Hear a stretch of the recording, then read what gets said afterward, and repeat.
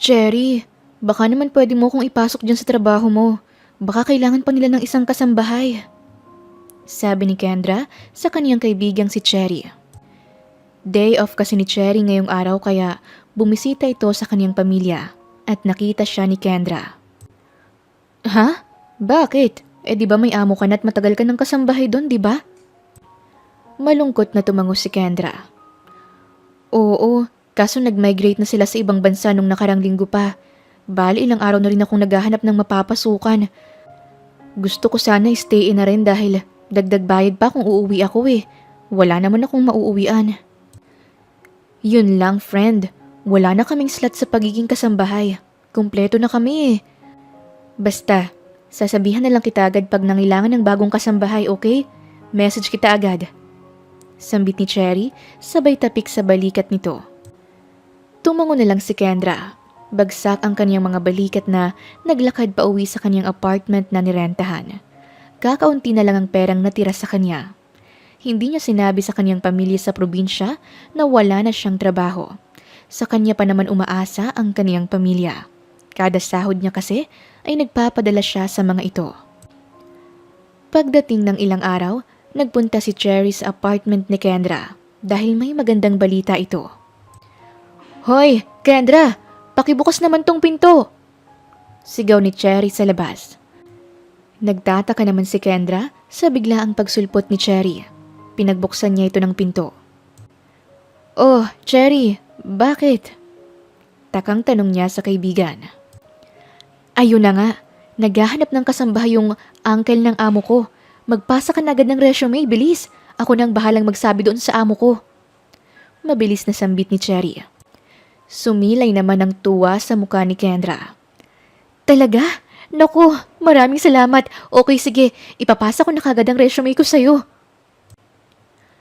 Agad na ipinasa ni Kendra ang resume niya sa kaniyang kaibigan. At pagsapit ng hapon ay may tumawag na sa kaniya.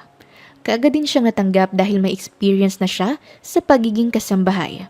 Tuwang-tuwa naman si Kendra dahil may mapapasukan na siyang muli. Ilang araw lang ang lumipas. Nagtungo na siya sa bahay ng papasukan niya. Isang maganda at malaking bahay ang bumungad sa kanya. Pinagbuksan siya ng matandang babae. Magandang araw po sa inyo. Ako po si Kendra. Ako po yung magiging bagong kasambahay po dito. Magalang na sabi ni Kendra. Ay, ikaw pala. Kanina pa kita hinihintay. Ako naman si Lina. Tawagin mo na lang akong Nanay Lina. Ako ay matagal ng kasambahay dito. Sabi naman ng matandang babae. Pumasok na sa loob ng bahay si Kendra. Ipinaliwanag ni Nanay Lina kay Kendra ang lahat ng gagawin dito. Mabait si Sir Gustavo. Ang magiging medyo problema mo lang dito ay yung kambal niyang anak. Ang anak niya kasing lalaki ay kasing lamig pa ng yelo. At ang anak naman niyang babae ay maldita. Pero alam kong kakayanin mo yan. Naging ganun kasi sila dahil masyadong busy ang kanilang ama sa negosyo at wala ng oras para makipag-bonding sa kanila. Nakaramdam ng awa si Kendra para sa dalawang bata. Ah, ganun po ba? Huwag po kayong mag-alala. Gagawin ko po ang best ko para makuha ko po ang loob nila. Bumuntong hininga si Nanay Lina. Sana nga makuha mo ang loob nila. Kasi ilang kasambahay na rin ang pumasok sa amin pero hindi kinakayang ugali ng dalawang yun. Dati nga ay mayaya sila. Ito ang nag-aalaga sa kanila pero hindi rin nagtagal dahil sa pinapakita nila ng hindi magandang ugali. Bumuntong hininga si Kendra. Iniisip niya kung kakayanin niya bang makasama ang dalawang bata, kung makukuha niya ba ang loob nito. Ilang taon na po ba sila? Tanong ni Kendra. 15 anyos na ang kambal. Dati nung nasa edad 5 hanggang 10 taon pa lamang sila, nakokontrol ko pa ang ugali nila. Nasasaway ko pa sila, pero ngayon ay hindi na. Lalong naging malamig ang pakikitungo ng batang lalaking si Gio. At ang pangalan ng batang babae naman ay Gwen. Sa tingin mo ba makukuha mo ang loob nila, Kendra? Tanong ni Nanay Lina sa dalaga. Bumuntong hininga si Kendra sabay tango. Sa tingin ko po, makukuha ko naman po pero hindi ko lang po alam kung gaano katagal siguro. Matagal-tagal dahil hindi ganun kadali ang pagkuha ng loob ng isang tao, lalo na sa mga ganiyang edad. Sarado pa ang mga isipan nila at kailangan pa ng matinding pagpapaliwanag at payo. Kaya nga, tama ka Kendra. Simula kasi nang mamatay ang mami nila, naging malungkot ng buhay ng kambal. 6 na taon silang dalawa nung mamatay ang mami nila. At sobrang sakit ng pangyayaring yun para sa kanila. Dahil nga ang bata pa nila nang mawalay ang mami nila. Naging abala na lang si Sir Gustavo sa kanyang trabaho dahil ayaw niyang magmukmok at mag-isip ng kung ano-ano. Kaya nga hindi niya napapansin ang mga anak niya. Wala na siyang naging oras para sa kambal. Pagkikwento ni Nanay Lina. Malungkot na napatango si Kendra. Kaya po siguro malayo ang loob ng mga anak niya dahil naging abala siya sa ibang bagay. Nakakalungkot naman dahil gusto lang ng kambal ng pagkalinga ng magulang. Pero kasi, ang pagiging abala naman ni Sir Gustavo ang paraan niya para maiwasan ang lungkot niya dahil nawalan siya ng kabiyak. Sabi naman ni Kendra. Humingang malalim si Nanay Lina. Oo, tama ka. Iyon nga ang hanap ng kambal, ang pagkalinga ng magulang. Basta Kendra, sa tingin ko naman ay makakaya mo yan pero kung hindi talaga, ay hayaan mo na lang ang kambal. Dapat mo lang gawin ay pagsilbihan sila ng maayos. Tumango-tango naman si Kendra bilang pagsang-ayon. Matapos nilang mag-usap ay pumasok na si Kendra sa kaniyang kwarto. Inayos niya muna ang kaniyang mga gamit at isinuot na ang kaniyang uniform bilang kasambahay. Pagkatapos ay nagsimula na siyang magtrabaho. Pagsapit ng tanghali, dumating na ang kambal. Makahulugang tumingin sa kanya ang batang si Gwen. Sino ka? Ikaw na bang bagong kasambahay dito sa bahay? Tanong sa kanya ni Gwen. Marahang tumango si Kendra. Yes po, ako nga ang bagong kasambahay dito. Ang pangalan ko ay Kendra. Akin ang mga gamit mo. Dadalhin ko na sa kwarto mo. Sabi ni Kendra, sabay lapit kay Gwen. Ibinigay naman ni Gwen ang kanyang mga gamit kay Kendra. Kukunin na rin sana ni Kendra ang gamit ni Gio pero agad itong pumasok sa kwarto. Sinundan na lamang siya ng tingin ni Kendra. Hayaan mo na si Gio. Ganyan talaga yan sa kahit na sino. Pero ibang pakikitungo niya sa akin. Sabi naman ni Gwen. Tipid nang umiti si Kendra. Inasikaso na niya ang pagkain ng dalawa. Tila walang emosyon si Gio habang kumakain.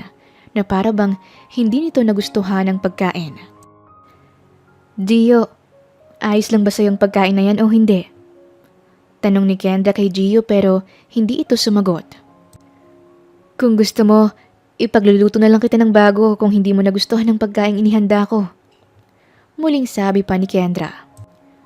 Matalim siyang tinitigan ni Gio. Ang ingay mo naman, mas lalo akong nawawala ng ganang kumain sa'yo. Ngumuso si Kendra. Nakakatakot naman ang aurahan mo. Para mo na akong papatayin sa paraan ng pagkakatitig mo sa akin. Mahinang tumawa si Gwen sa tabi ni Gio. Ngumisi naman si Gio.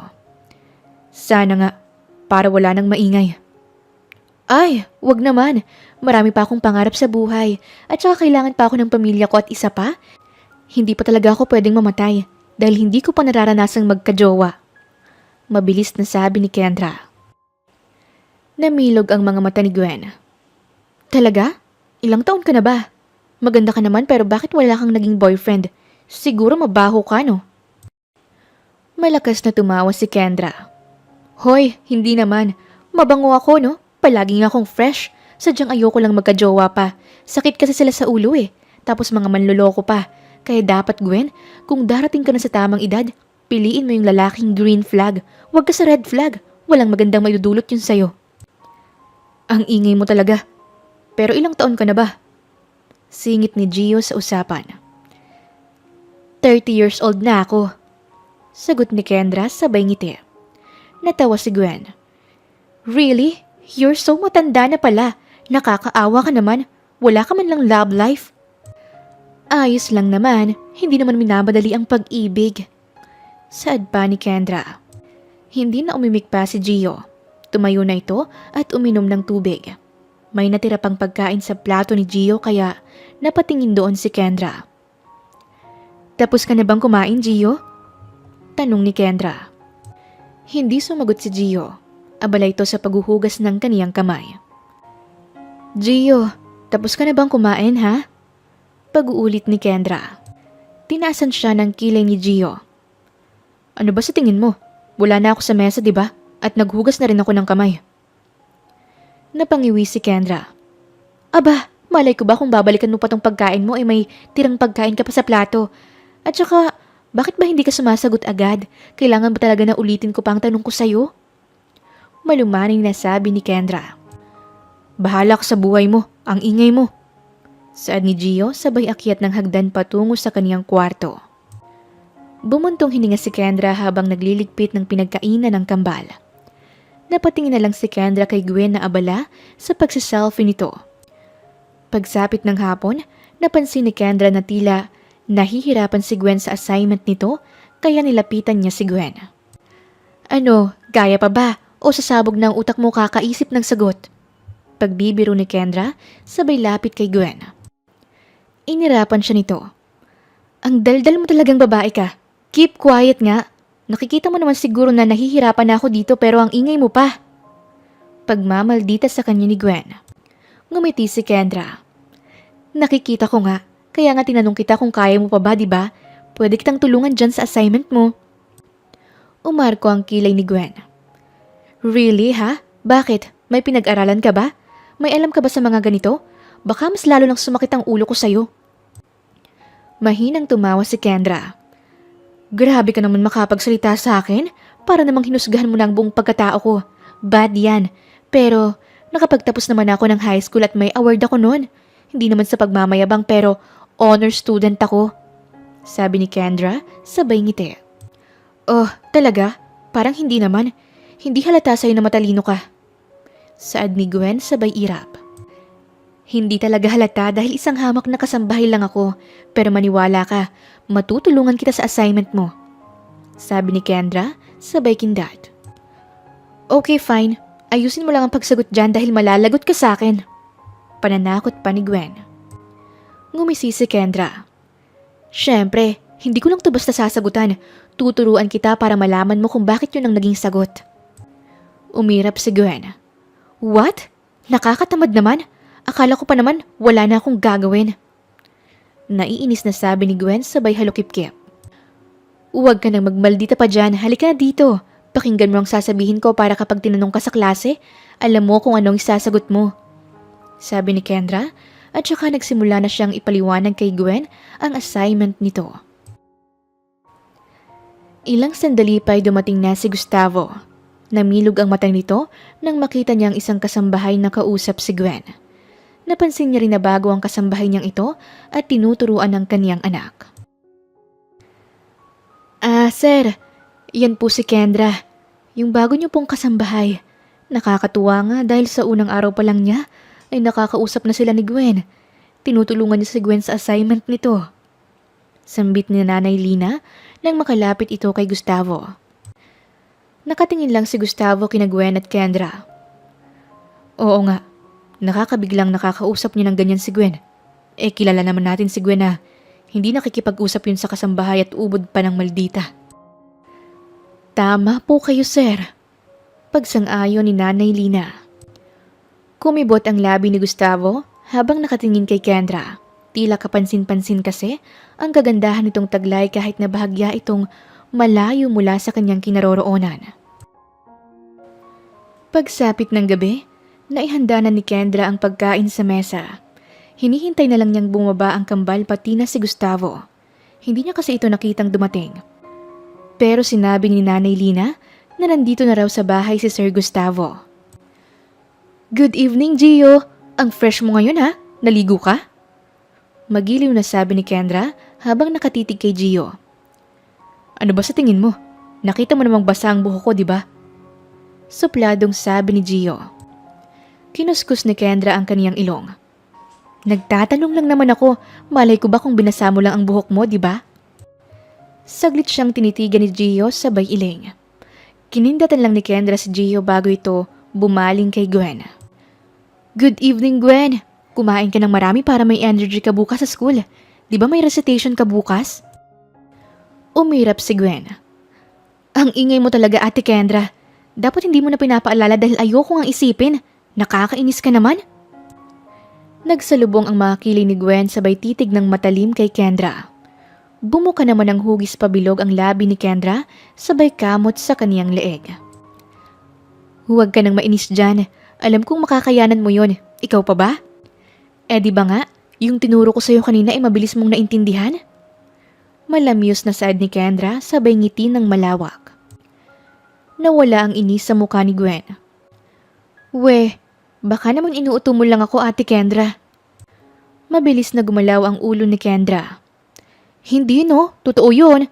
Nagulat nga ako dahil ang bilis mong maintindihan ng mga tinuro ko. Ibig sabihin, mabilis kang makaunawa ng mga lessons.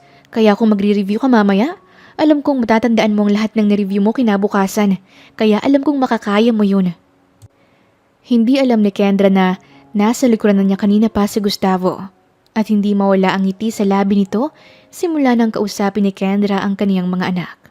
Kung kausapin kasi ni Kendra ang kambal, ay para bang matagal na niya itong nakasama. Ay, sus Mariosep! Malakas na sigaw ni Kendra nang lumingon siya sa kaniyang likuran. Nagulat kasi siya nang makita si Gustavo. Natitigan niya ito ng matagal na para bang binabasa niyang maigi ang ekspresyon ng mukha nito. At sa kaniyang sarili, masasabi niyang fresh pa rin ito kahit na may katandaan na. Pasensya na, Kendra. Hindi ko sinasadyang magulat ka. Malumanay na sabi ni Gustavo, sabay lakad patungo sa mesa. Sinundan siya ng tingin ni Kendra habang nakahawak si Kendra sa kaniyang dibdib. Ayos lang po sir, kahit muntik na talaga akong mabuwal sa sobrang gulat ko. Kung may sakit lang talaga ako sa puso ay baka natigok na ako. Hanggang ngayon ay malakas pa rin ang pintig ng puso ko. Umiiling si Kendra, sabay hingang malalim. Mabilis pa rin kasi ang tibok ng puso ni Kendra. Natawa naman si Gustavo sa itsura ni Kendra, habang si Gwen naman ay nakangiti lang. Ate Kendra, grabe ka pala magulat no? Yung mukha mo, ang pangit. Sabi ni Gwen, sabay tawa. Napatingin si Gustavo sa kaniyang anak. Ngayon lang niya kasi ulit nakitang tumawa si Gwen. Humaba ang nguso ni Kendra. Alangan namang magpa-cute pa ako, nagulat na nga ako. Syempre, papangit talagang mukha ko dahil nagulat ako eh. Pasaway ka naman. Ang ingay mo naman, Ate Kendra. Biglang singit ni Gio. Oo na, ako nang pinakamaingay sa buong mundo. Sige na, aalis na ako. Sir, alis na po ako. Kumain po kayo ng bongga dyan. Sabi ni Kendra, sabay kaway pa bago umalis. Kinabukasan, nakangiting sinalubong ni Gwen si Kendra. Ate Kendra, nakasagot ako kanina sa recitation at ako lang ang nakasagot ng tama sa 3 tanong ng teacher ko. Bale kasi may 3 siyang tanong at nasagot kong lahat yon. Tuwang-tuwang sabi ni Gwen, sabay hawi ng kaniyang buhok. Oh, di ba? Sabi ko naman sa'yo eh, kayang-kaya mo yan. Anong pakiramdam mo ngayon? Nakangiting tanong ni Kendra. Syempre, masaya. Alang namang malungkot ako, di ba? Sabi ni Gwen sabay irap. Ito naman, kung makairap ka sa akin, kulang na lang tumirik sa ere ang mata mo. Pero congrats kasi ang galing mo. Sa susunod, ganun ulit ang gawin mo ha? Yung tinuro ko sa yung paraan kung paano mag-review. Ngumisi si Gwen. Syempre, tuturuan mo ulit ako sa susunod. Magpapaturo na ako palagi sa'yo sa mga assignment ko. Mahinang tumawa si Kendra, sabay halukip-kip. Ayoko nga. Kumunot ang noo ni Gwen. Ano? Bakit ayaw mo? Muling tumawa si Kendra. Joke lang naman, ito naman. Galit na galit ka kaagad dyan. Halika na sa kwarto mo. Akin ang mga gamit mo para makapagbihis ka na. Matapos maidala ni Kendra ang gamit ni Gwen sa kaniyang kwarto, bumaling naman siya kay Gio na kararating lang. Hello Gio, akin ang mga gamit mo. Dalhin ko na sa kwarto mo. Sabi ni Kendra, sabay lahad ng kamay. Hindi siya pinansin ni Gio, bagkus ay nilagpasan lang siya nito. Sinundan niya si Gio at saka kinuha ang gamit nito. Napahinto sa paglalakad si Gio at saka matalim siyang tiningnan. Ano ba? Bakit ba pakilamera ka? Inis na sabi ni Gio kasabay ng pagtiim ng kaniyang bagang. Nginitian siya ni Kendra. Huwag ka nang magalit dyan. Ikaw rin, Papangit ka. Smile ka lang palagi. Paano ko mapapansin ang crush mo kung palaging nakabusangot ang mukha mo? Napalunok si Gio. Paano mo nalamang may crush ako? Hinawi ni Kendra ang kaniyang buhok. Basta, secret ko na yun. Halika na dito sa kwarto mo. Magbihis ka na dahil ihahanda ko ng pagkain yung dalawa ni Gwen. Matapos kumain ng kambal, nagpaturo si Gwen kay Kendra ng mga lessons niya sa school. Agad namang tinuruan ni Kendra si Gwen. Masaya naman si Gwen dahil naiintindihan niyang lahat ang mga tinuturo sa kanya ni Kendra. Samantalang si Gio naman ay nakatingin lang sa dalawa.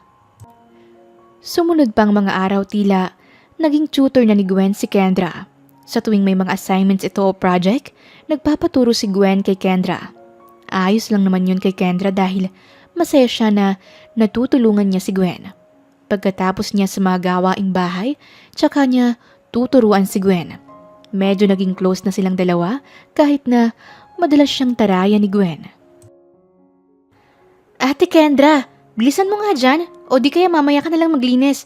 Sa ibang kasambahay ko nalang iuutos yan. Sigaw ni Gwen mula sa sala. Namilog ang mga mata ni Kendra. Pasaway ka, wag na. Trabaho ko to kaya bakit mo naman sa iba iuutos? At bakit naman hindi?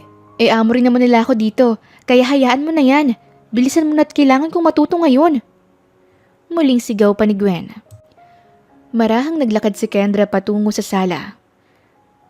Bakit parang bigla kang nahilig sa pag-aaral ngayon? Kumbaga, gusto mo na palaging turuan kita. Siguro may pinapasikatan ka sa school, no? Gusto mong may makapansin sa'yo, no? Nanunudyong saad ni Kendra. Namula ang mukha ni Gwen. Wala, no? Kung ano naman ang naiisip mo dyan, wala akong pinapasikatan. Gusto ko lang na maging mataas ang grades ko para matuwa sa akin si Daddy. Napatango naman si Kendra. Okay. Sa bagay, matutuwa ang daddy mo kapag nakitang mataas ang grades mo. Oo, pero hindi ko alam kung mapapansin niya ba ako. Palagi na lang kasi siyang busy sa mga negosyo niya eh. Hindi niya kami masyadong mapapansin ni Gio. Malungkot na saad ni Gwen. Tinapik ni Kendra sa balikat si Gwen. Hayaan mo na. Yun lang kasi ang way ng daddy mo para hindi siya malungkot dahil sa pagkawala ng mami mo. Talagang inaabala niyang sarili niya para hindi niya maisip ang mami mo. Tumango na lamang si Gwen at saka inasikaso na ang kaniyang mga libro. Mula sa di kalayuan, nakatanaw naman si Gustavo sa kanilang dalawa at tipid itong napangiti. Lumipas pa ang mga araw. Napansin ni Nanay Lina ang pagiging close ni Kendra kay Gwen pero hindi pa rin nakukuha ni Kendra ang loob ni Gio. Kaya naman silang dalawa lang muna ni Gwen ang madalas na nag-uusap. Sir, alam niyo po ba, na-close na po sina Gwen at Kendra. Palagi po silang nag-uusap. Palaging nagpapaturo si Gwen kay Kendra. Sabi ni Nanay Lina. Marahang tumango si Gustavo. Oo, napapansin ko nga yun. Nakakatuwa dahil nagiging madaldal na ulit si Gwen. Di ba dati nung bata pa siya, mahilig siyang makipag-usap kahit sa matanda? Pero nang nawala ang mami niya, naging tahimik na siya at palaging nasa kwarto at madalas pang galit. Kaya nakakatuwa ang ginagawa ni Kendra dahil nagkaroon ng kausap si Gwen. Sana lang talaga ay makuha na niya ang loob ni Gio para naman hindi na palaging nag-iisang anak kong yun. Dagdag pa ni Gustavo. Kinagabihan, naisip ni Kendra na lumabas upang makalasap ng sariwang hangin. Naglakad-lakad siya sa garahe. Nakita naman siya mula sa itaas ng kwarto ni Gustavo. Kaya naman naisipan itong bumaba para makausap ang dalaga. Kendra, tawag niya sa dalaga. Ay, pulang kabayo! Sigaw ni Kendra dahil sa gulat. Mahinang tumawa si Gustavo. Pasensya ka na kung nagulat kita, Kendra. Gusto ko lang sabihin na masaya ako sa nangyayari sa inyo ng anak kong si Gwen. Dahil nagiging close na kayo at nagiging madaldal na siya. Ngumiti naman si Kendra. Oo nga po, sobrang daldal pala ni Gwen. Marami po siyang kinikwento sa akin lalo na sa school. Pero alam mo ba sir, mas maganda kung sa inyo niya nakikwento yun dahil alam kong gustong gusto niyang magkwento sa inyo. Kaso hindi niya lang magawa dahil masyado kang busy sa trabaho mo. Bumuntong hininga si Gustavo at saka malungkot na tumango kasabay ng pagsasanib ng kaniyang mga palad. Alam ko naman yon, pero hindi ko naman magagawang magbigay ng oras sa kanila dahil marami rin talaga akong ginagawa at saka medyo nahihirapan na rin akong kausapin sila. Alam kong masama ang loob nila sa akin. Marami akong pagkukulang sa mga anak ko. Bumahid ang lungkot sa mukha ni Gustavo. Pasimple siyang tinitigan ni Kendra. Oo nga po sir. Alam ko na medyo mahihirapan na po kayong maging close ulit sa mga anak nyo. Pero kung susubukan yung kausapin sila, hindi nasasama ang loob nila sa'yo. Lalo na si Gio, palagi na lang tahimik ang batang yun. Bahagyang hinawi ni Kendra ang kaniyang buhok sabay titig sa mukha ni Gustavo. Kaya nga sana talaga makuha mo ang loob ni Gio. Huwag kang mag-alala. Gagawa ako ng paraan para makapag-bonding kami ng mga anak ko. At alam kong matutulungan mo ako para mapalapit ulit sa kanila. Matamis na ngumiti si Kendra. Huwag ka pong mag-alala sir, dahil gagawin ko po ang best ko para maging close ko ang anak niyong si Gio. Kumibot ang labi ni Gustavo at sumilay ang ngiti sa kaniyang mga labi. Maraming salamat Kendra, napakabuti mo. Huwag kang mag-alala, tataasan ko ang sahod mo para naman masiyahan ka at ganahan ka sa trabaho mo. Namilog ang mga mata ni Kendra kasabay ng malawak niyang pagngiti. Talaga sir? Maraming salamat po sir.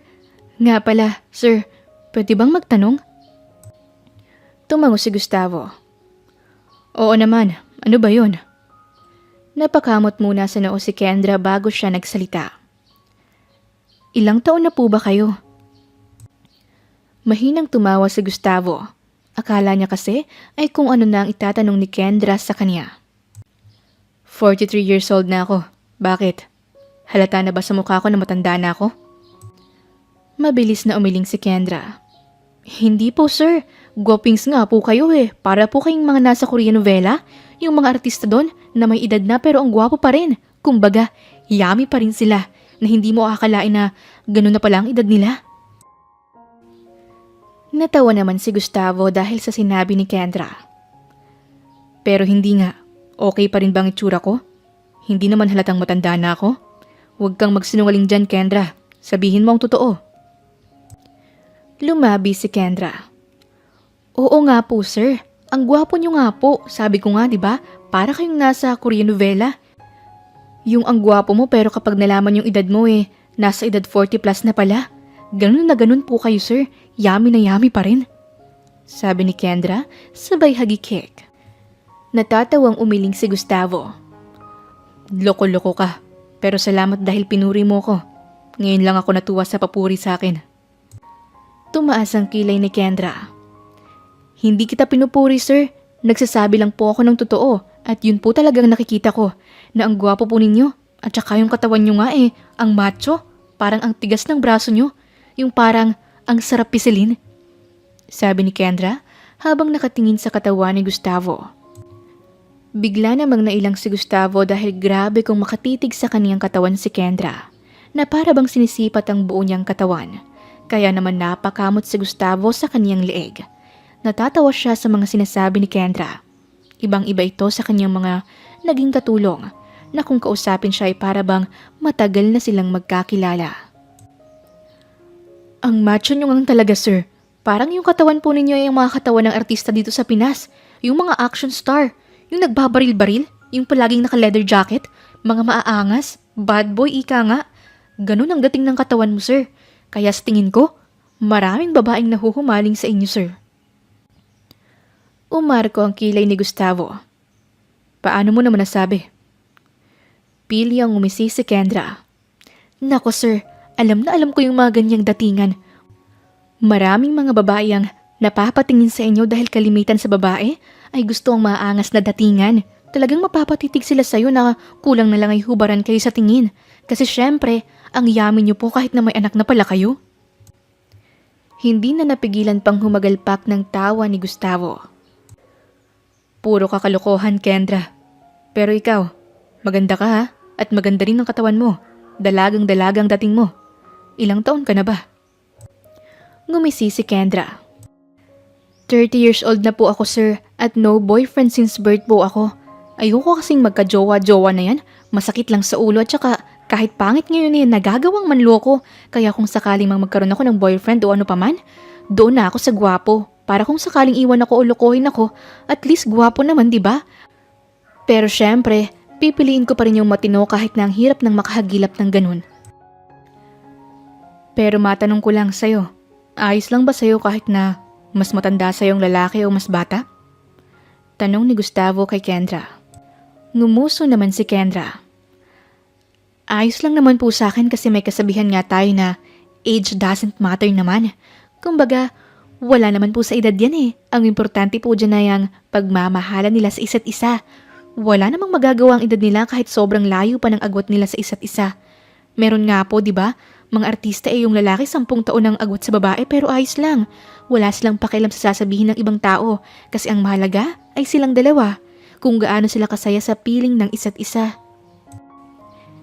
Lihim na napangiti si Gustavo. Nagustuhan niyang sinabi ni Kendra. Sa bagay tama ka. Wala nga sa edad yon.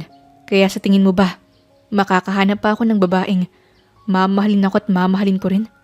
Siyempre hindi naman sa kalilimutan ko ang asawa ko at wala naman sigurong masama kung magkaroon ako ng isa pang babae sa buhay ko.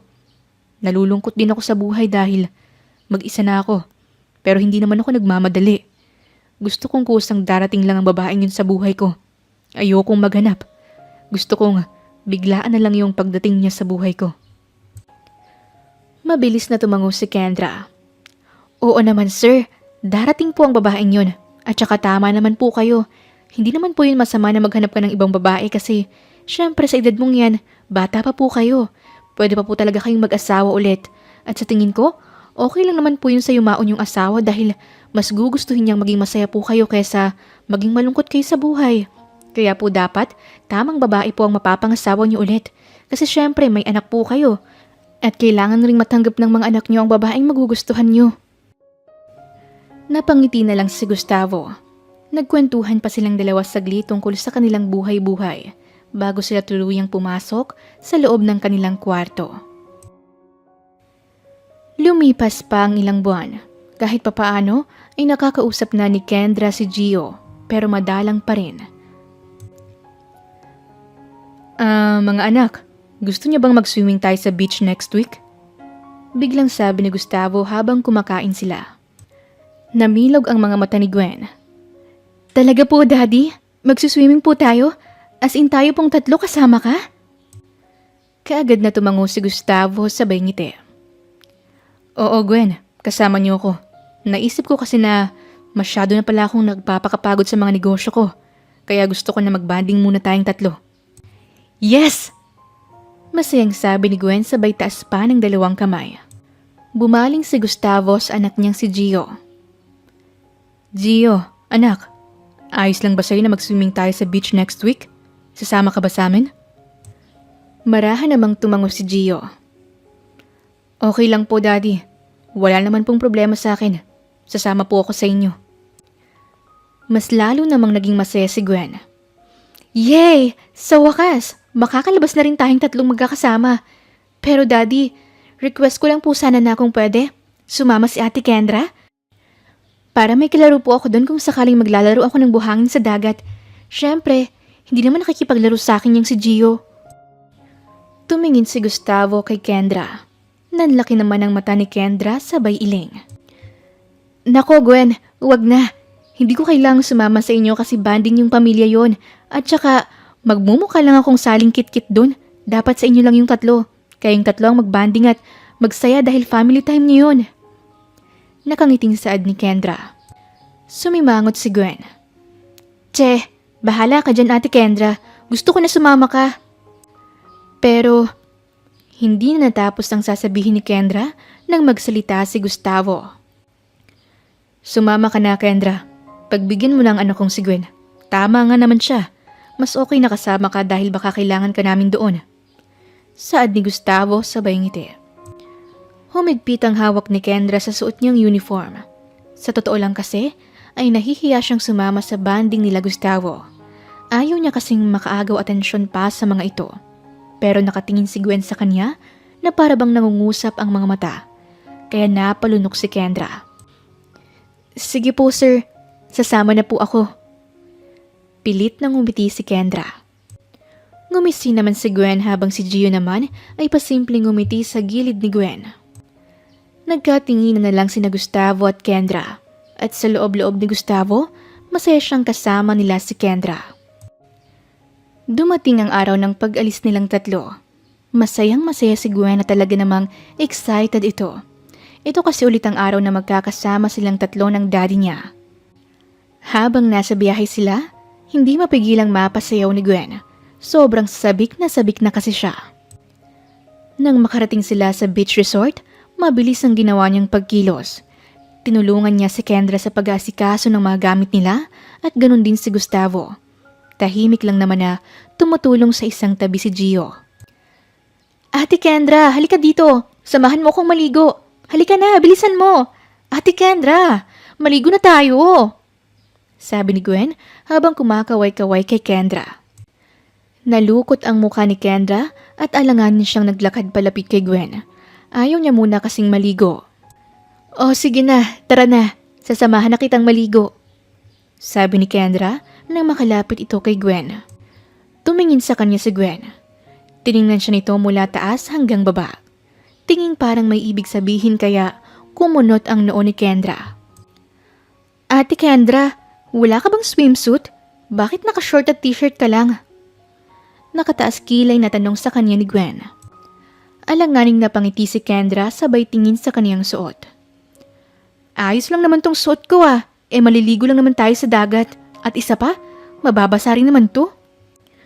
Umirap sa kanya si Gwen. Ate Kendra naman nasa beach tayo. Kilalang beach. Tingnan mo yung mga tao sa paligid natin oh. Tingnan mo ang mga suot nila. Tumingin naman si Kendra sa paligid. Halos lahat ng mga babae ay naka-swimsuit o di kaya mga damit na panligo. Wala kasi akong dalang mga ganyan. Paano kaya yun? Nakalabing sambit ni Kendra. Malawak na ngumiti si Gwen. Naisip ko na wala kang dala, kaya nga bumili ako ng para sa'yo. Namilog ang mga mata ni Kendra. Ha? Bumili ka pa talaga ng para sa akin? Mabilis na tumango si Gwen. Oo, mabuti na lang pala talaga naisip kong bilhan ka. Halika na sa kwarto ko, magbihis ka muna ng panligo mo. Hindi yung ganyan ang suot mo. Para ka namang nakakaawang nilalang at saka hindi maganda sa mata, no? Kami kaya ang kasama mo, hindi mo naman kami tropa. Wala nang nagawa pa si Kendra kundi ang sumunod na lamang kay Gwen. Nagulat siya sa ibinigay na swimsuit sa kanya ni Gwen. Hindi ba masyadong sexy to? Nakangawing tanong ni Kendra. Umiling si Gwen. Hindi no, hindi naman sobrang sexy yan. Panty short naman yan Kumbaga, hindi talaga siya totally panty, kaya hindi naman makikita ang singit mo dyan. At saka alam kong bagay sa'yo yan, dahil maganda ang katawan mo. Napalunok si Kendra. Ito kasi ang unang beses na magsusuot siya ng swimsuit. Pero tama nga naman si Gwen. Nakakahiya naman kung naka-short at t-shirt lang siya, gayong halos lahat ng babaeng sa beach ay naka-swimsuit. Pumasok na sa banyo si Kendra at saka isinuot ang swimsuit na ibinigay sa kanya ni Gwen. At pagkalabas niya ng banyo, napapalakpak na lamang si Gwen nang makita siya nito. Wow! Ang sexy mo naman Ate Kendra! Sabi ko na nga ba bagay sa'yo ang swimsuit na yan. Malawak ng ngiting saad ni Gwen habang nakatingin sa katawan ni Kendra. Hindi alam ni Kendra kung magiging masaya ba siya sa sinabi ni Gwen o hindi. Tila naiilang kasi siya sa kaniyang suot. Ito kasi ang unang beses na magsusuot siya ng ganito kung saan masyadong kita ang kaniyang balat. Nako, mahihiya ako sa suot kong to. Parang ang landi ko naman sa suot na to. Parang masyadong kita ang kaluluwa ko. Nahihiyang sambit ni Kendra sabay tingin sa kaniyang katawan. Tumaas ang kilay ni Gwen. Anong pinagsasabi mo Ate Kendra? Anong ang landi mo ang sexy mo nga? Hindi ka malandi okay? Hindi naman porket nakasuot ka ng ganyan malandi ka na. Hindi ka lang sanay. Super sexy mo kaya Ate Kendra. Sigurado akong maraming titingin sa'yo ng mga boys. Nakulang na lang ay lumuwa ang mga mata. Halika na Ate Kendra, lumabas na po tayo. Nagulat na lamang si Kendra nang hilahin siya ni Gwen palabas.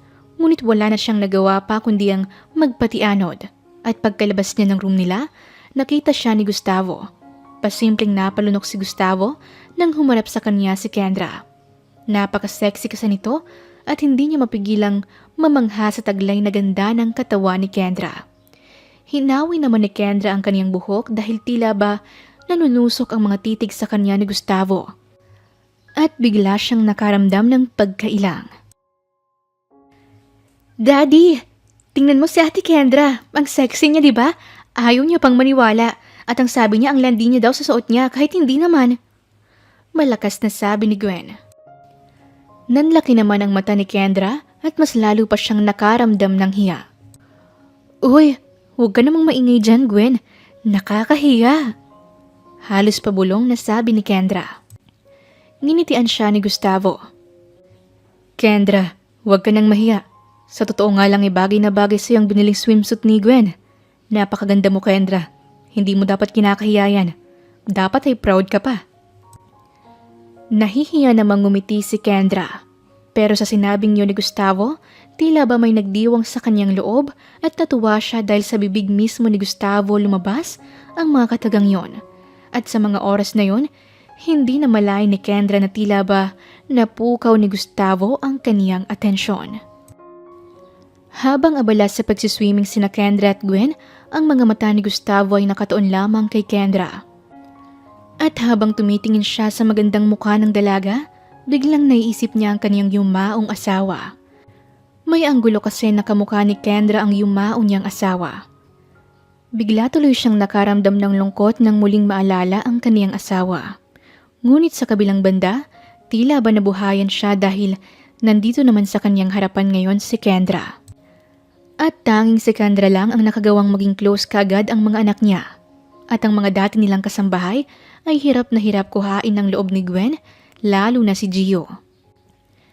Naisip ni Gustavo na siguro kaya nakuha kaagad ni Kendra ang loob ng kanyang anak ay dahil masayahing tao si Kendra at hindi iniintindi ang pagsusungit ng mga anak niya. Kendra, tawag sa kanya ni Gustavo. Matapos kasing maligo nila Gwen at Kendra, nagpapahinga sa cottage si Kendra habang kumakain. At si Gwen naman ay nakatulog sa room nito. Ay, sir, bakit po? May kailangan po ba kayo? Sabi ni Kendra, sabay lapag ng kanyang kinakain. Umiling si Gustavo. Wala naman. Kumusta ang paglalangoy mo kanina? Kitang-kita ko na nag-enjoy kang talaga. Medyo nangitim nga ang kulay mo. Sabi ni Gustavo, sabay tawa ng mahina. Kumamot ng batok si Kendra sabay tawa ng peke. Oo nga po medyo naging brown ang kulay ko. Pero babalik pa rin naman po yan. Lalagyan ko lang ng lotion. Bakit niyo po pala ako tinawag, sir? May kailangan po ba kayo o may gusto kayong sabihin? Umiling si Gustavo. Diba sabi ko na wala? Pero gusto ko lang sabihin sa'yo na napakaganda mo kanina. At bagay na bagay sa'yo yung mga suot mo. At gusto ko lang sabihin na naiinis ako sa mga lalaki na wagas kong makatingin sa'yo. Parang akala mo gusto ka nilang tunawin sa titig nila. Ang sarap sa pakinang muka.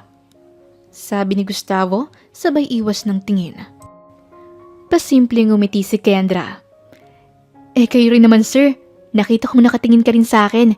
Di parang ang sarap nyo rin sapakin sa muka. Nanlaki naman ang mata ni Gustavo. Ha? Ako? Hindi naman ako tumitingin sa'yo Siyempre kaya napatingin ako sa'yo dahil kasama mo si Gwen. Si Gwen talagang tinitingnan ko dahil baka malunod o ano. Pagpapalusot ni Gustavo, sabay kagatlabi. Tumawa naman si Kendra. Hay nako sir, nagpapalusot pa po kayo Kitang-kita ko po na nakatingin kayo sa akin kanina. Malinaw po ang mga mata ko sir. May lahi po kasi akong matang lawin.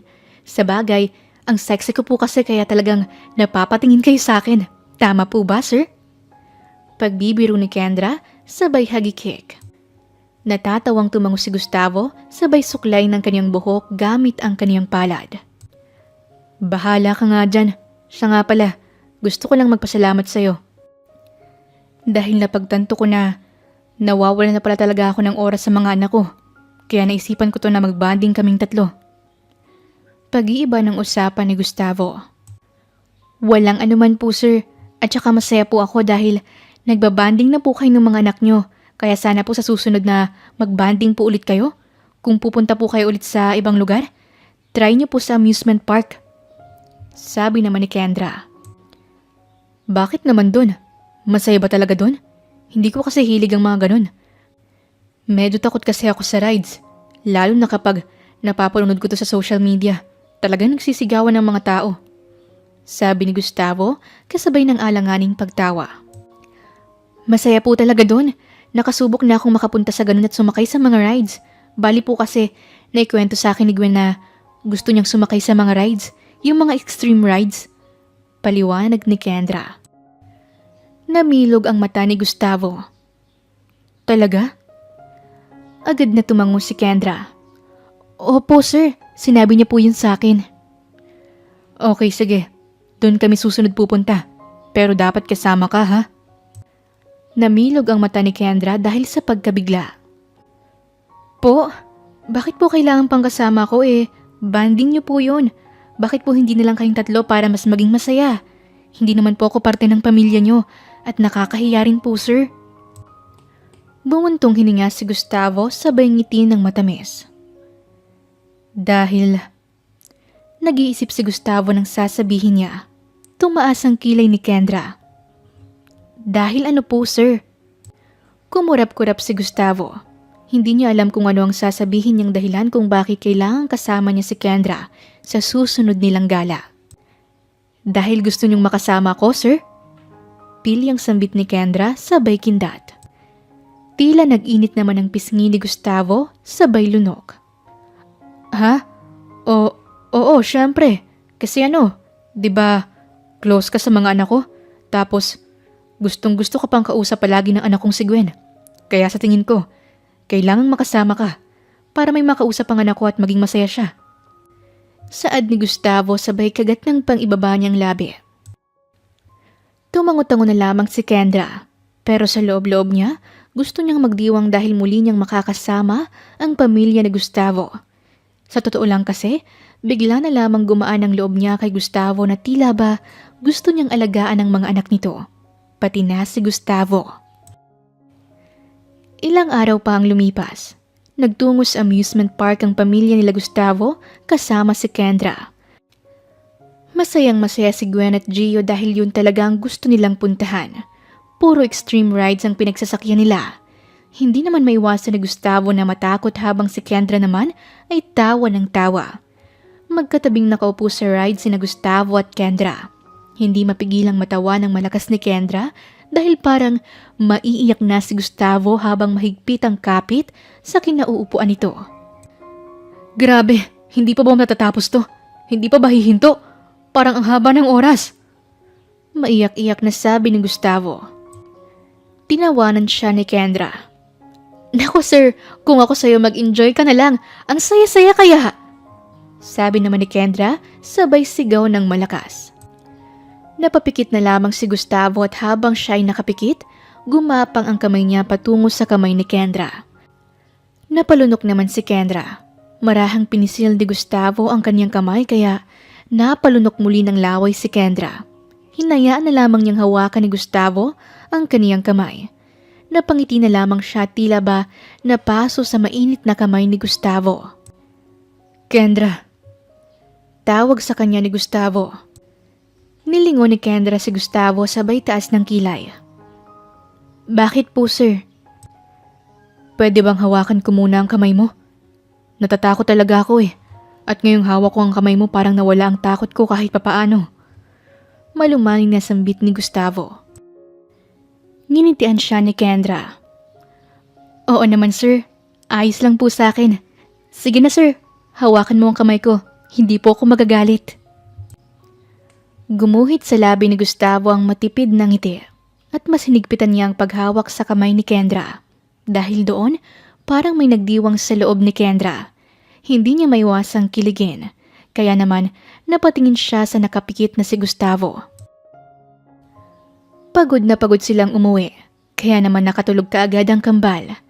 Naiwan sa kusina si Kendra dahil nagutom siyang bigla. Hindi niya namalayang nasa likuran na pala niya si Gustavo at nang tawagin siya nito, napasigaw na lamang siya at muntik nang matumba sa kanyang kinauupuan. Mabuti na lamang at nasalo siya ni Gustavo. Nagkatitigan silang dalawa. Bumilis ang tibok ng puso ni Gustavo at ganun din si Kendra. Ayos ka lang ba? Malambing na tanong sa kanya ni Gustavo. Ilang beses kumurap si Kendra sabay tango. Opo sir, nagulat lang po ako sa biglang pagsulpot niyo sa likuran ko. Marahan siyang inlalaya ni Gustavo na makabalik sa kinaupuan niya. At pagkatapos ay umupo si Gustavo sa tabi ni Kendra. Anong kinakain mo? Nagutom ka ba? Tumango si Kendra.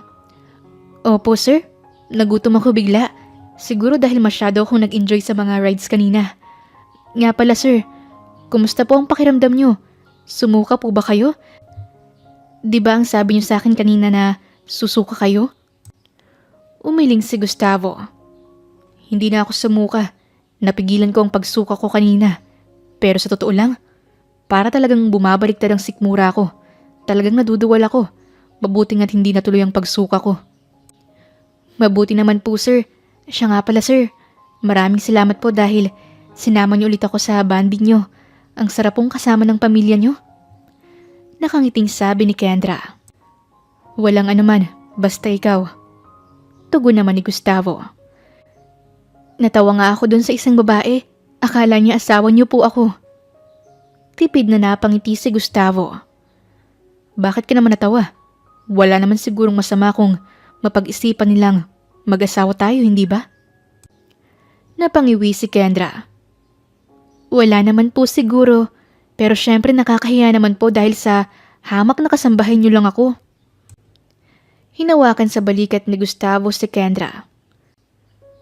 Huwag ka naman ganyan sa sarili mo. Hindi naman porky kasambahay ka namin ay talagang kasambahay lang ang trato ko sa'yo.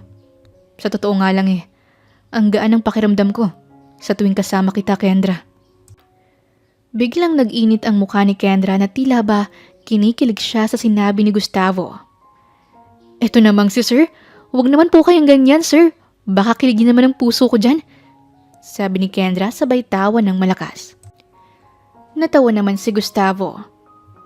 Pasaway ka talaga kahit kailan. Hindi ka pa matutulog? Gabi na. Matutulog na po ako sir.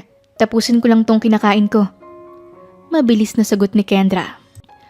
Mabilis na kumain si Kendra at pagkatapos ay hinugasan niya ang kanyang pinagkainan. Pinagmasdan lamang siya ni Gustavo. Baka naman matunaw ako niyan sir. Kanina pa po kayo nakatitig sa akin. Biglang sabi ni Kendra. Kumurap naman si Gustavo nang mapagtanto niyang nakatitig nga siya kay Kendra ng matagal. Pasensya ka na. Ewan ko kung bakit ako napapatitig sa'yo. Sabi ni Gustavo sabay suklay ng kanyang buhok. Ngumiti naman si Kendra. Sige na sir. Good night po. Sweet dreams. Sige na. Good night din Kendra. Sweet dreams. Tugon naman ni Gustavo. Kaagad na pumasok si Kendra sa kaniyang kwarto.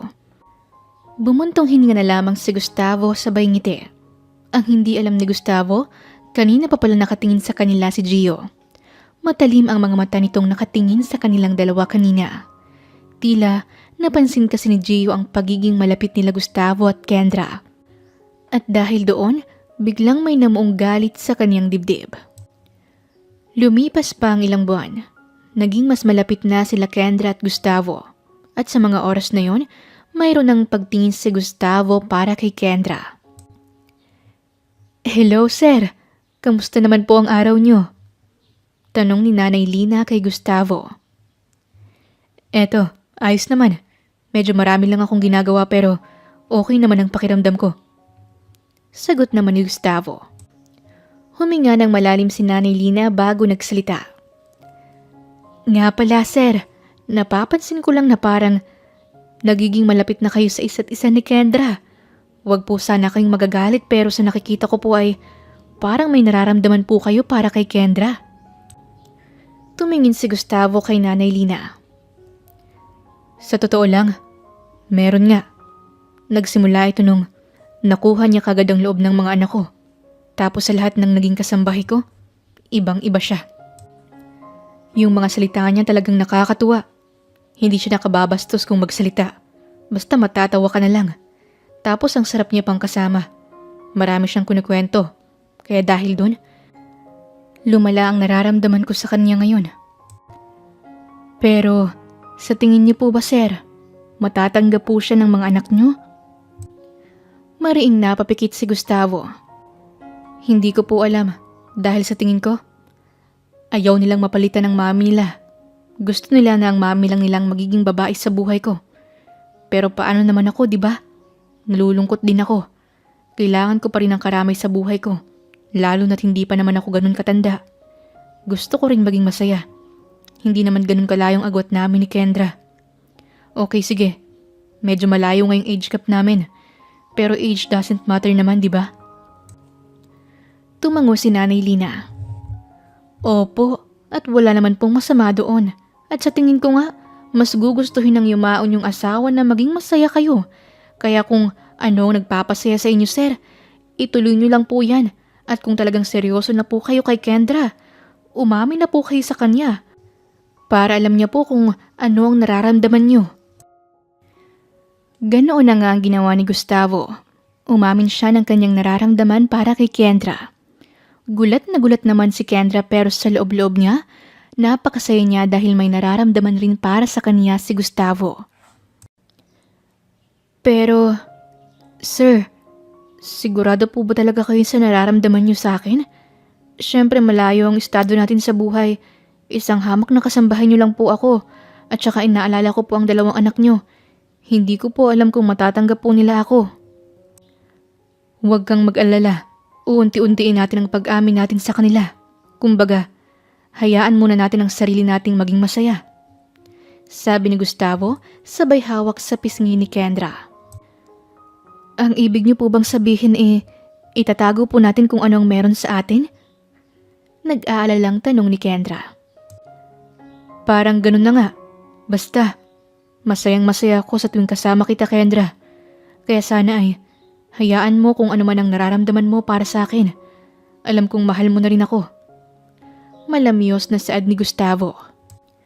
Mariing napapikit si Kendra kasabay ng paghawak niya ng mahigpit sa kanyang damit.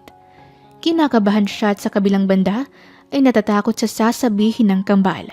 Pero gusto niyang sundin ang kanyang puso.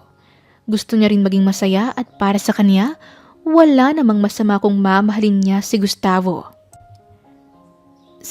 Sige po, sir. Pumapayag na po ako sa gusto niyo. Nakangiting saad ni Kendra. Nagliwanag ang mukha ni Gustavo at mahigpit na niyakap si Kendra. Simula ngayon, tayong dalawa na, ha?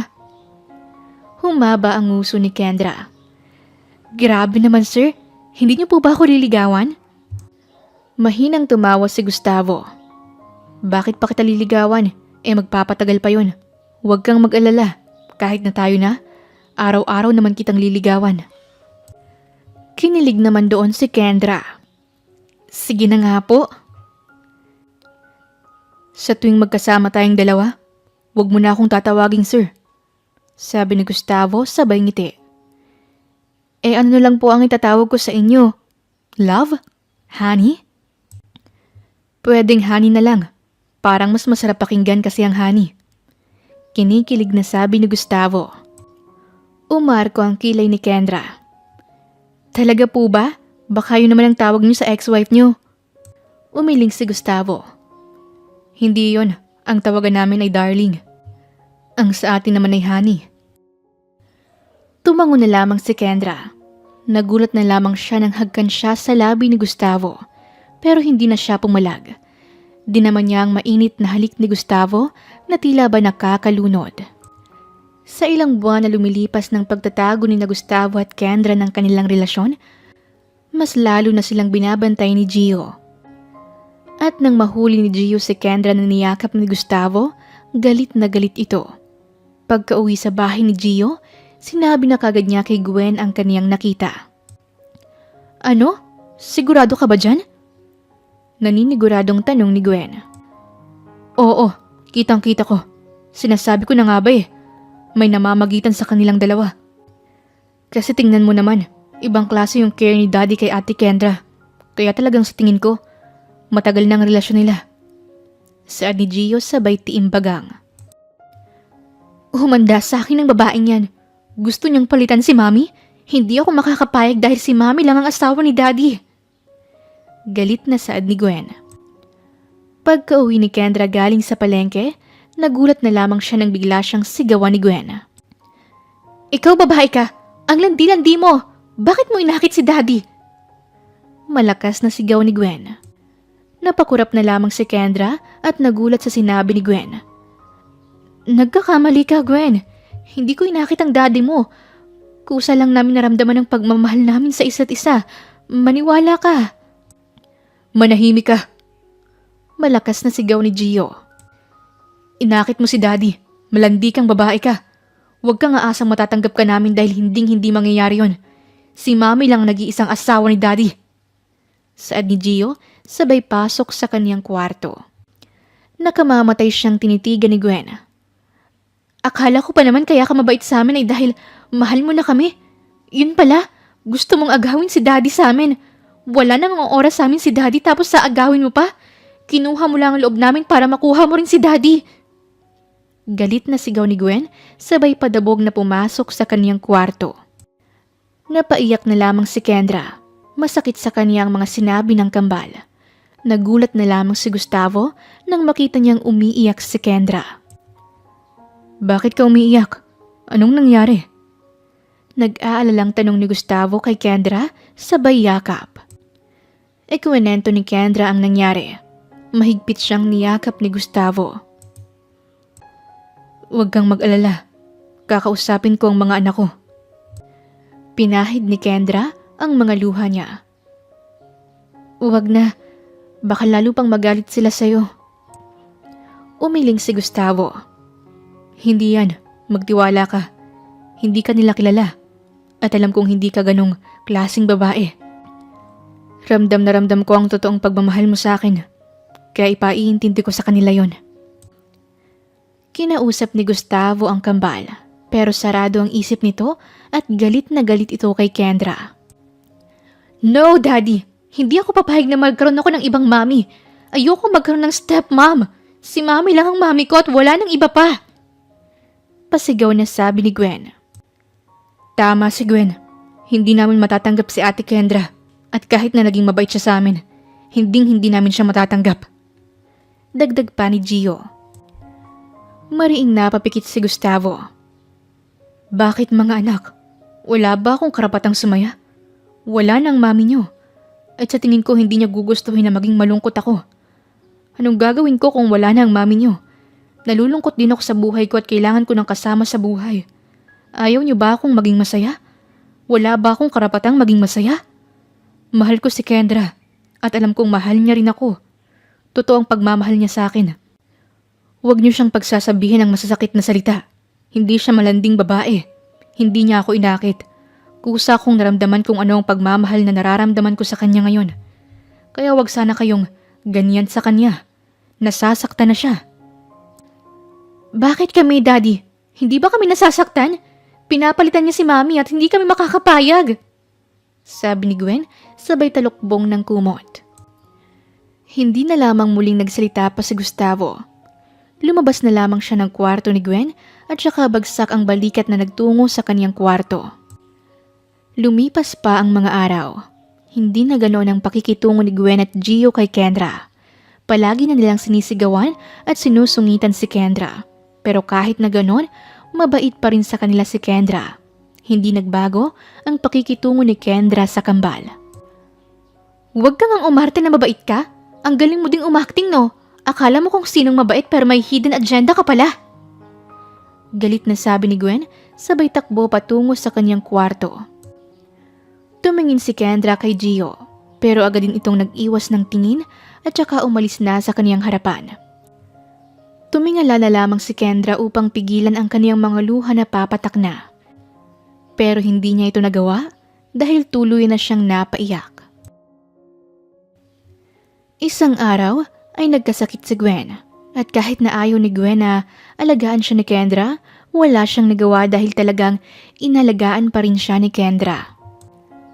Huwag kang umasa na matatanggap kita bilang stepmom ko. Hindi porke inaalagaan mo ko ngayon at mabait ka sa akin ay tatanggapin na kita. Hindi mangyayari yon. Nag-iisa lang ang mami ko. Siya lang at wala nang iba. Saad ni Gwen sabay irap. Tila mga patalim ang mga salitang iyon na tumarak sa dibdib ni Kendra. Pero pinilit niya pa rin ngumiti. Huwag ka nang masyadong magsalita. Kumain ka na lang para bumalik ang lakas mo. Sabi ni Kendra at muling sinubuan ng pagkain si Gwen. Nang gumaling si Gwen, nagpatuloy pa rin ang pagmamaldita nito. At tila ba hindi nakakayanin pa ni Kendra ang pagmamaldita nito. At palagi pa siyang sinisigawan ni Gwen. Kayong dalawa, bakit ganyan kayo kung magsalita kay Kendra? Ano bang ginawa niyang masama sa inyo para maging ganyan kayo sa kanya? Gigil na sabi ni Gustavo sa kaniyang mga anak. Basta, ayaw namin sa kanya. At wag mo kaming pilitin na gustuhin siya. Hindi namin siya matatanggap. Sigaw ni Gio. Napaiyak na lamang sa isang tabi si Kendra. Sa isip niya, kahit anong gawin niya hindi siya matatanggap ng kambal. Kaya naman buong magdamag siyang umiyak. Nawawalan na siya ng pag-asa at sa mga oras na yon, nakapagdesisyon na siya. Ayaw niya kasing mag-away-away pa sina Gustavo at ang mga anak nito. Kaya naman naisip niya na lumayo na lamang para hindi na mag-aaway ang mag-aama. Honey, please, wag mo kong iwan. Gagawin ko ang lahat para matanggap ka ng mga anak ko. Umiiyak na sambit ni Gustavo. Hinawakan ng mahigpit ni Kendra ang kamay ni Gustavo habang patuloy sa pagragasa ang masagana niyang luha. Ayokong mag-away kayo ng dahil sa akin. Hindi kakayanin ng konsensya ko na maging masaya tayong dalawa habang ang mga anak mo naman ay nagdudusa sa akin. Kaya ang mabuti pa ay mawala na lang ako sa buhay niyo. Para hindi na kayo magkagulo pa. Umiiyak na sabi ni Kendra. Humagulgol na lamang si Gustavo habang ang kambal naman ay nakatingin sa kanilang dalawa ni Kendra. Pinahid ni Kendra ang mga luha niya at saka tumingin sa kambal. Pinilit niyang ngumiti. Maraming salamat sa mga araw na magkasama tayo at naging masaya ako sa inyo. Salamat dahil hinayaan niyo ako na mahalin kayo. Siguro, ito na ang huli nating pagkikita dahil ayokong nagkakagulo kayo ng dahil sa akin. Kaya ako na ang aalis. Mag-iingat kayo palagi dito Alagaan niyo ang sarili niyo, pati na ang daddy niyo. Mapait nang ngumiti si Kendra. Mabibigat ang mga hakbang ang kanyang ginawa palabas ng bahay ni Gustavo. At nang makalayo siya, napaupo siya sa gilid ng kalsada tsaka umiyak ng umiyak. Sa kabilang banda, tila nakaramdam ng lungkot sina Gio at Gwen at nakokonsensya sila nang makita nilang iyak ng iyak ang kanilang ama. Lumipas ang halos isang buwan. Simula nang mawala si Kendra, nagbago ang itsura ni Gustavo. Naging payat na ang katawan nito dahil simula nang umalis si Kendra, hindi na ito kumakain ng maayos. Madalas ay wala nga itong kinakain sa buong araw. Palagi nang nakakulong sa kaniyang kwarto si Gustavo. Nag-aalala na ang kambal sa kanilang daddy. Kapag kinakausap nila ito, hindi na umiimik si Gustavo. Kaya naman, naawa ang kambal sa kanilang ama. Naisip nila na wala silang magagawa para maibalik ang sigla ng kanilang daddy. At ang tanging makakagawa lang nun ay walang iba kundi si Kendra. Gusto naman talaga ng kambal ang ugali ni Kendra dahil mabait ito sa kanila at maalaga. Sadyang ayaw lang nilang mapalitan ng mami nila sa puso ng kanilang daddy. Pero dahil sa nakikita nila ngayon, hindi yata nila kakayanin pang mawala sa kanila ang kanilang ama. Kaya hinanap nila si Kendra at humingi ng tawad. Naghanda sila ng isang dinner date kung saan magkikita sina Kendra at Gustavo. Halos mapaiyak nga ang kambal para lamang mailabas ang kanilang ama. Bakit kailangan niyo pa akong piringan? Ano ba itong mga pinaggagawa niyo sa akin? Sa tingin niyo ba natutuwa ako sa mga ginagawa niyo? Inis na sabi ni Gustavo. Daddy, please, wag ka na pong magalit. Alam ko pong magugustuhan mo to. Sabi ni Gwen habang inaalalayan ang kaniyang daddy sa paglalakad patungo sa isang dinner table na inihanda nila. Samantala, mahigpit naman ang hawak ni Kendra kay Gio. Gio, baka mamaya bigla akong madapa ah. Bakit pa kasi may paganito kayo? Ano bang eksena nyo? Nag-aalalang sabi ni Kendra. Basta Ate Kendra, alam ko pang magugustuhan nyo to. Sabi naman ni Gio. Nang makaupo na sa kanilang table sina Kendra at Gustavo, nagbilang muna ng 1 hanggang 3 ang kambal bago nila tinanggal ang blindfold ng dalawa. Halos maiyak naman sina Kendra at Gustavo nang makita nila ang isa't isa. Mga anak, anong ibig sabihin nito? Bakit nandito sa harapan ko ngayon si Kendra? Naluluhang tanong ni Gustavo. Ngumiti si Gwen. Daddy, patawarin niyo po ako. Kami ni Gio, sa sinabi naming masasakit sa inyo ni Ate Kendra, naisip po namin na siguro, tama nga po kayo. Karapatan niyo pong maging masaya. Kaya, tinatanggap na po namin si Ate Kendra na maging stepmom namin. Napaluha na lang sa tuwa si Kendra at Gustavo. Mahigpit na niyakap ni Kendra si Gustavo. Maraming salamat sa inyong dalawa. Umiiyak na sabi ni Kendra, sabay yakap sa kambal. Hindi pa tapos ang sorpresa namin sa inyo, Daddy at Mami Kendra. Nakangiting sambit ni Gwen. Anong ibig mong sabihin, anak? Tanong ni Gustavo. Natuon naman ang pansin ni Kendra at Gustavo sa kambal. Gio, ilabas ang singsing! Sambit ni Gwen with matching palakpak pa. At doon nga ay dinukot ni Gio ang maliit na box sa kaniyang bulsa at ibinigay sa kaniyang ama. Daddy, it's time. Sambit ni Gio at kinindatan pa ang kaniyang ama. Halos mapaiyak sa tuwa si Kendra nang lumuhod sa harapan niya si Gustavo. Hawak ang isang singsing. Kendra, handa ka bang pakasalan ako at maging ina ng mga anak ko? Tanong ni Gustavo. Oo naman! Yes na yes! Sambit ni Kendra at nagtatalon pa. Nang maisuot ang singsing sa kanyang daliri, ay niyakap nila ang isa't isa pagkatapos ay nagtitigan. Mahal kita, Kendra. Mahal din kita, Gustavo. Kasabay nun ay ang matinis na tili ng kambal nang maglapat ang mga labi ni Gustavo at Kendra. Sabay na pinagsaluhan ng 4 ang dinner ng gabing yon na parang isang buong pamilya. Naging masaya na ulit ang pamilya ni Gustavo at ipinangako ni Kendra na gagawin niyang lahat upang mapatunayan na siya ang karapat-dapat na maging asawa ni Gustavo. Kaya naman, minahal niya ng buo sina Gio at Gwen. Namuhay sila ng masaya at puno ng pagmamahal.